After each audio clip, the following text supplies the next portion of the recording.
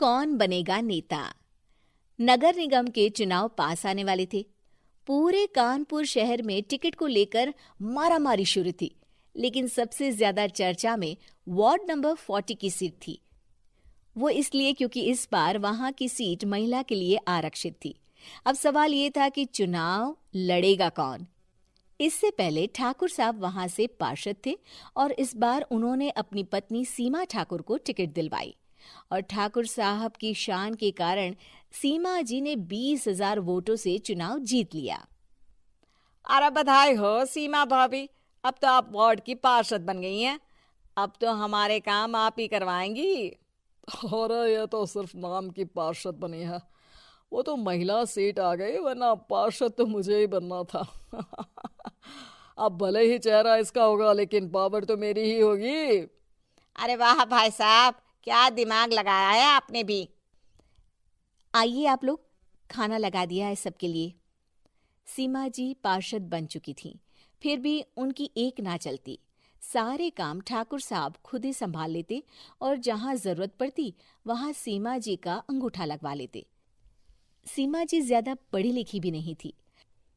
एक दिन ठाकुर साहब और सीमा एक प्रोग्राम में जाते हैं। अरे ठाकुर साहब, आप आ गए। ओहो, पार्षद मैडम भी आ गई हैं। स्वागत है आप दोनों का। लगता है हमारे पार्षद फंड का सही इस्तेमाल हो रहा है। चलिए अब उद्घाटन करते हैं। ये लीजिए ठाकुर साहब कैची, आप ही सबसे पहले प्रवेश कीजिए। सब लोग आगे निकल जाते हैं और सीमा जी पार्षद होने के बावजूद भी पीछे खड़ी रह जाती हैं। वो देखती हैं कि वेलकम बोर्ड पर उनका नाम है, लेकिन महिला होने के कारण कोई उनका सम्मान नहीं कर रहा। अगले दिन एक आदमी उनके घर आता है। अरे ठाकुर साहब नमस्कार। कल ना हम नोटिस किए कि हमारा घर तो अवैध है और नगर निगम वाले उसे तोड़ने आ रहे हैं। अरे कुछ कीजिए ना ठाकुर साहब। देखो भाई, मैं तो ज्यादा कुछ कर नहीं सकता, पर अगर तुम सबकी जेब गर्म कर दो तो कुछ हो सकता है। कुल मिलाकर 4 लाख लगेंगे। अरे 4 लाख ठाकुर साहब? अरे भाई, मैं अपने लिए नहीं मांग रहा हूँ। दरोगा है, इंजीनियर बाबू है, बड़े साहब है, सबको देना पड़ता है ना थोड़ा थोड़ा। बोलो है मंजूर? तभी वहां अचानक सीमा जी आ जाती हैं। अरे ये आप क्या कर रहे हैं? पहले इन्हीं लोगों से तो आपने वोट मांगे, अब इनसे ही पैसे ले रहे हो। अरे चुप रहो तुम। तुम्हारा काम है सिर्फ अंगूठा लगाना, तुम वही किया करो। मुझे दूसरे काम तुम मत सिखाओ, समझी?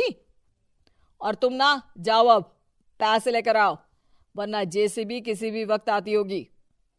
सब कुछ ऐसे ही चलते रहता है। एक दिन सीमा जी और ठाकुर साहब को एक लोकल मीटिंग में बुलाया जाता है। वहां पर कई और अधिकारी लोग भी मौजूद रहते हैं। अब मैं चाहूंगा कि ठाकुर साहब हमारे बीच 2 शब्द कहें। मेरे प्यारे भाइयों और बहनों, आज मेरा सौभाग्य है कि मैं आप सबकी सेवा दिन रात कर पा रहा हूं। आपने मेरी पत्नी को भारी मतों से जिताया है, इसलिए मैं आप सभी का शुक्रगुजार हूं। मैं आप सबसे वादा करता हूं कि हमेशा की तरह हमारे वार्ड में किसी को कोई तकलीफ नहीं आने दूंगा। सभी लोग तालियां बजाने लगते हैं। अब मैं माननीय पार्षद मैडम को स्टेज पे बुलाना चाहूंगा। अपने नाम को बुलाया सुनकर सीमा जी एकदम चौंक जाती है। उन्हें बिल्कुल उम्मीद नहीं थी कि इतनी बड़ी जगह उन्हें मंच पर बुलाया जाएगा। जैसे तैसे वो मंच पर चढ़ती हैं। ऊपर जाते ही सीमा जी को सारी पुरानी बातें याद आ जाती हैं कि किस तरह उनके पति उन्हें कभी भी आगे बढ़ने नहीं देते और उनके नाम से गलत काम करते हैं। वो बोलने लगती हैं। मैं आपके वार्ड की पार्षद सीमा हूं। आप में से बहुत कम लोग ही मुझे जानते होंगे, क्योंकि इससे पहले मुझे कभी ऐसा मौका ही नहीं मिला। सारे मौके मेरे पार्षद पति यानी आपके ठाकुर साहब ही लेते रहे, लेकिन आज ये मौका मुझे मिला है तो मैं इसे ऐसे ही नहीं जाने दूंगी। मैं आपको ये बताना चाहती हूँ कि आपके ठाकुर साहब मेरे नाम की आड़ में गैर कानूनी काम करते हैं, जिस पर अंगूठों के निशान मेरे होते थे। इसीलिए मैं अपनी गलती मानती हूँ और आज अपने पद से इस्तीफा देती हूँ, ताकि आगे से कोई गलत काम ना हो पाए। अब फैसला आप सबके हाथ में है कि आप हमें क्या सजा देना चाहते हैं।